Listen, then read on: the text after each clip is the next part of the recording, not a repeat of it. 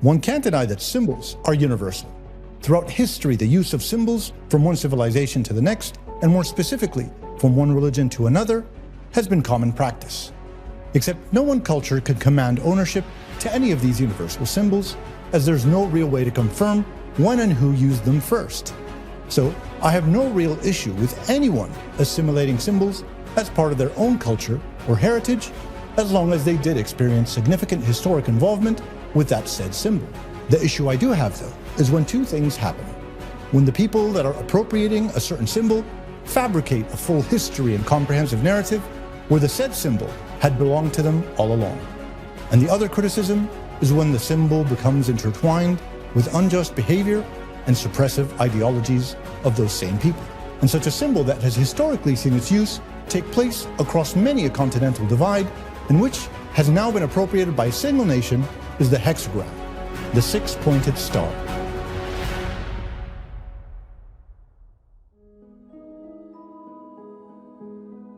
If you know this symbol, then you would, as would many others around the Western and Islamic world, think of the nation of Israel. The six-pointed star adorns the national flag, and over the last 75 years has historically represented what many to believe the Jewish nation. But I must interject here and state that this thought or connection that is made is strictly the result of where targeted conditioning has led us. A byproduct of an intentional strategy to appropriate a symbol and retell its history to fall in line with a much larger narrative, the Zionist narrative. The great advantage and strength of history is when we use it as fact to justify our present and future. That is the norm. We look back at it and reference it to establish belonging and righteousness of cause. And Zionism recognized that any and everything related to its story had to have history and religion at its foundation.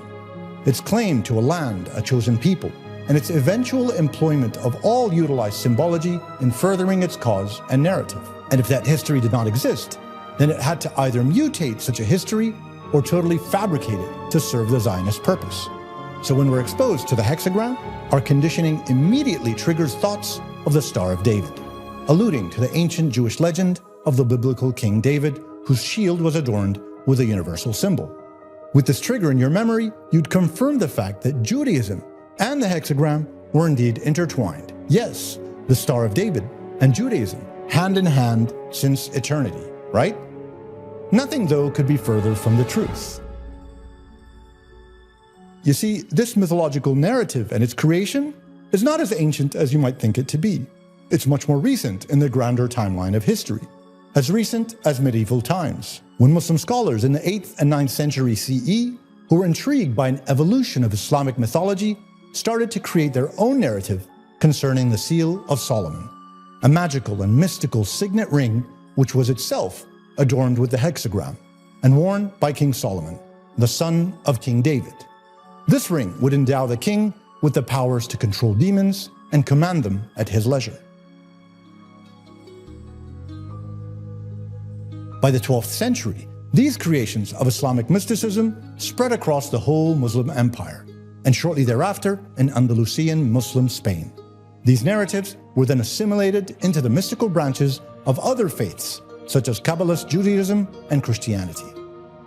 There's a lot of proof that hexagrams have been a common geometric expression in use by humans as far back as 100,000 years ago, much before Abraham and Judaism. Other historians also claim that another civilization, ancient Egypt, utilized the same symbol since it reflected one of the most important forms of the ancient Egyptians, the pyramid. But the oldest known representation of the hexagram comes from another religion in the middle of the 1st century BCE, Buddhism, and further on from there with Hinduism. The hexagram for both these religions symbolized either one of two things: the meeting of the masculine and the feminine that shapes human existence, or the position of man between the sky and the earth.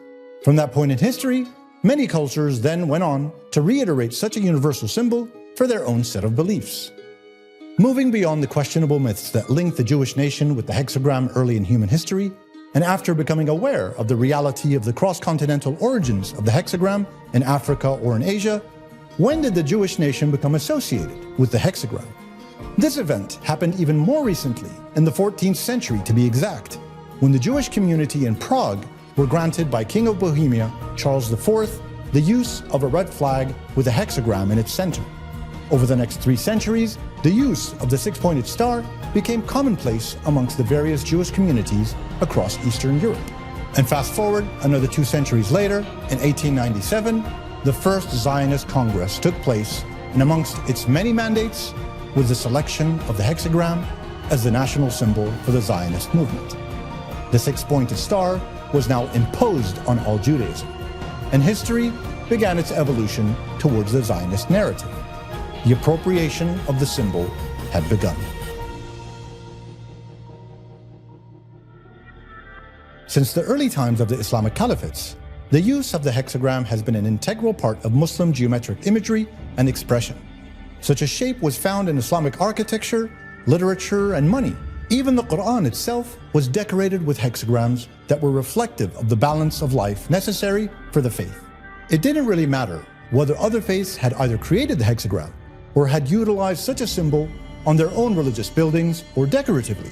Within their holy scripture, it was a symbol for all. Unfortunately for Muslims, the hexagram's association with the creation of Zionism and eventually of Israel and its adoption as the national flag and symbol immediately caused a major uproar in its future application. As the establishment of Israel and its occupations came into reality, the less Muslims became willing in representing the hexagrams within their expressions, whatever such an expression might be. The more that time passed and the injustices by the Israelis continued, the less we would see the use of hexagrams. Even I, myself, fell victim to harsh criticism when once drawing an Islamic geometric pattern for art class that included a 6-pointed star was told off by the teacher. "We don't draw the Star of David," I remember her saying. This symbol now represented an enemy that was unjust and cruel. My grandmother went back to check on the house. I grew up hearing this story from her. She went back to check on the house, and there were Israeli soldiers there who someone had taken a shit. They like to take shits in the houses of Arabs, and sometimes they smear them on the walls. That's like a common thing. In this case, they hadn't smeared it. They just took a shit in her house. That was very considerate of them. She was very, very angry, and she like yelled at them, and she claims she made them clean it up, and I'm just gonna believe that. But anyways, they also, of course, everywhere they do what they do, they draw a Star of David. So this is what people in neighboring countries and neighboring colonized territories by the Israelis experience, is they experience this symbol of Judaism as a hate symbol. And you know, when I was like a kid, one of the first times I remember being in Lebanon, I was like maybe 7 years old. I think I told you the story. I was just like drawing shapes with my cousin. And she was like, "Can you draw a star?" And I was like, "Yeah, I can draw a star." I thought I had the secret to drawing a star because I could just draw 2 triangles and like skip the actual drawing a star part. So I drew 2 triangles together, not thinking anything of it. And she goes, "Oh!" And I'm like, "Oh my God, what did I do?" Because it's like a Star of David. I didn't realize it. And then she goes and gets her mom, and her mom comes and she's like, "Oh!" And I'm like, "Oh no, what did I do?" I like didn't understand what I did. And then she explained to me, "This is on the flag of the people who bomb us." And that, I mean, that alone says so much. It's like, how do you expect people around you to view you're the religion you're claiming to represent in a positive way when you put it as your graffiti, you put it on your flag, you put it on your weapons, and you bomb them? How the world loved the swastika until Hitler stole it. The swastika is an ancient symbol that is generally agreed by scholars to have originated in India with its roots in the Vedas, the oldest scriptures of Hinduism. It is a cross, with each limb bent at a 90-degree angle. It represents good fortune, the immensity of creation, and the unconquered, circling sun, among other things. How did it become the symbol of the Nazi Party? Heinrich Schliemann, a German businessman and archaeologist, excavated at what turned out to be the historic city of Troy. However, he acquired his knowledge about the location from an expert, Frank Calvert, and did not credit him. Schliemann's extensive papers are filled with grandiose falsehoods and manipulations about everything that happened in his life, in part to make his public believe he was a genuinely great guy. Heinrich Schliemann's discovery of Troy in the 1870s set in motion the circumstances that turned the swastika, a symbol of prosperity and hope for thousands of years, into a despised and dreaded emblem of fascism. he believed that it was an important religious emblem of our remote ancestors. When he discovered 1,800 cases, his colleague, Émile Louis Burnouf, disagreed. Burnouf investigated a famous Hindu literature, known as the Rig Veda, and claimed to have discovered a link between the swastika and a mysterious ancient people, known as the Aryans. Adolf Hitler, the leader of the Nazi Party, argued that the Germans were superior to all other races. Hitler became obsessed with racial purity and used the word Aryan to describe his idea of a pure German race or Herrenvolk. But the word Aryan, like swastika, is actually derived from Sanskrit. The Sanskrit term for Aryan meant honorable, respectable, or noble, and alluded to a social or linguistic differentiation, rather than a distinct racial group.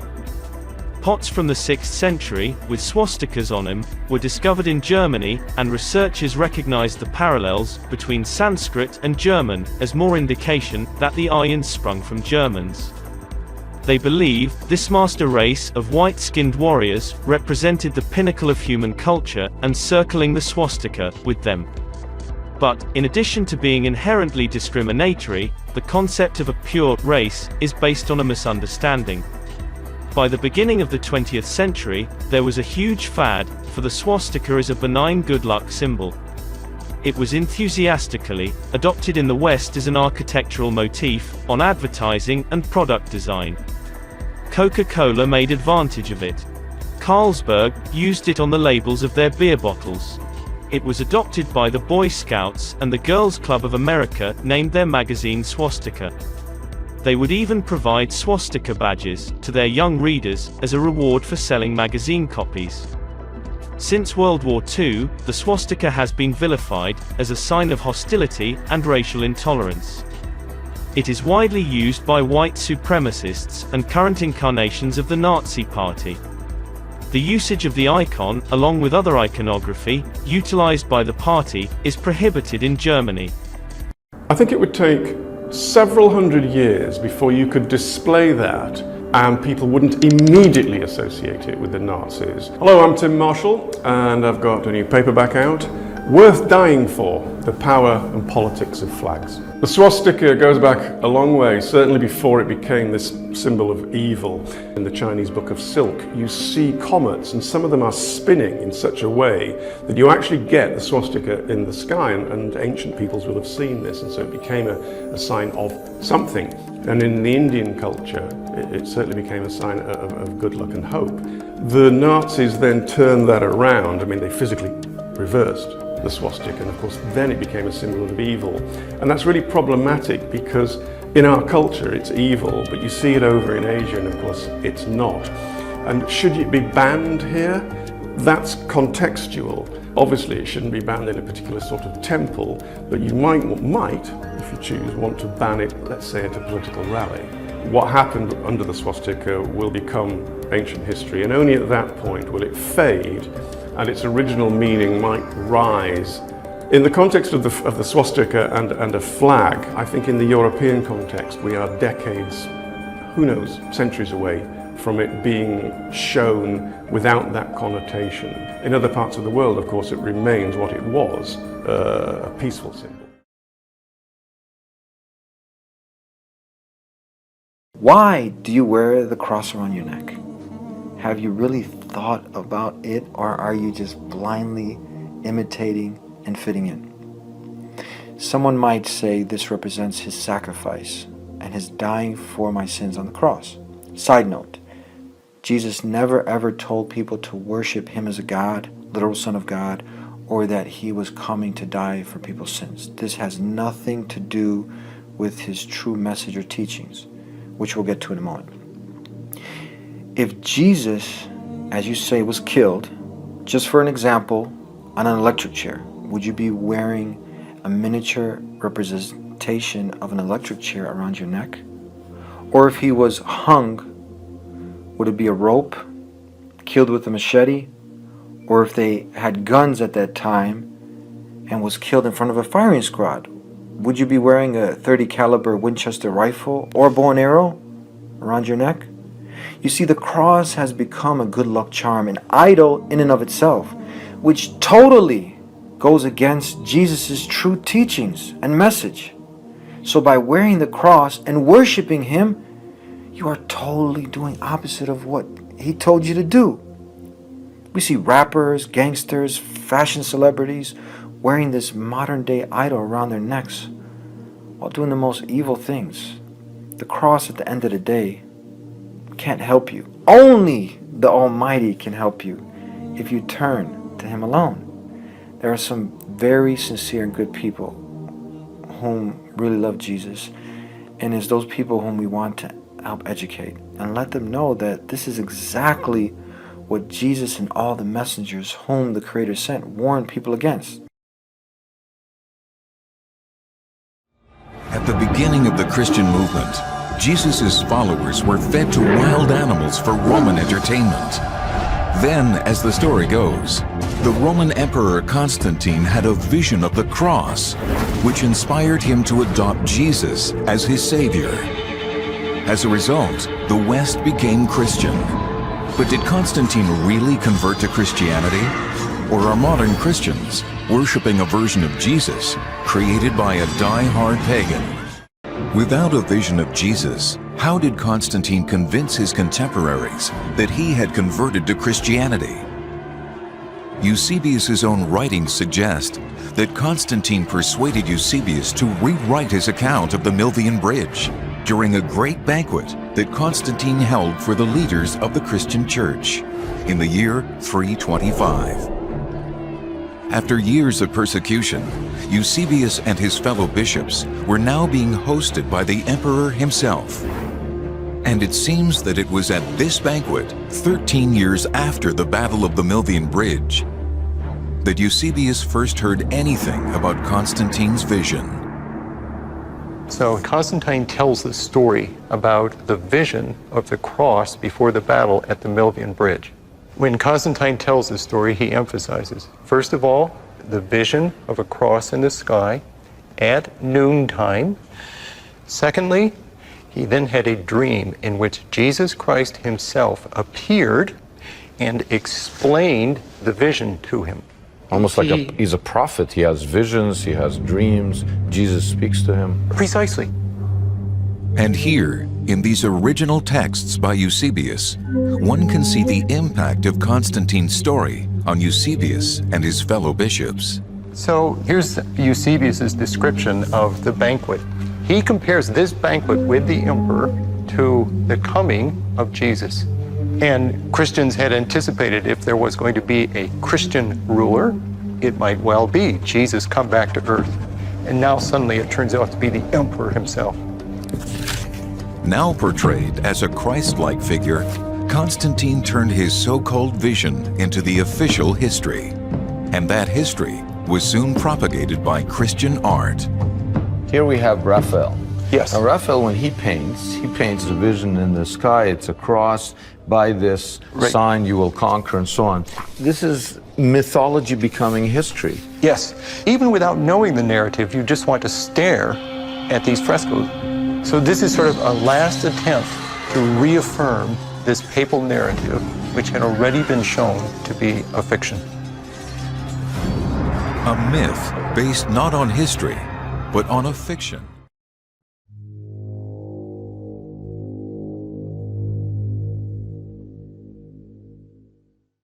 Brass Check TV, free to you, not free to us. We've got a server bill, we've got an email software bill, we've got a tech helper bill, and that happens every month. So to everybody that is supporting us financially, that's paying for their subscription in one way or another, we really appreciate it. If you're not, consider doing so. Everybody's got money for the newspaper and the cable bill and all that. Do you have money for media that's actually serving you? That's really the issue here. And when you help us, it allows us to get this information out to the world.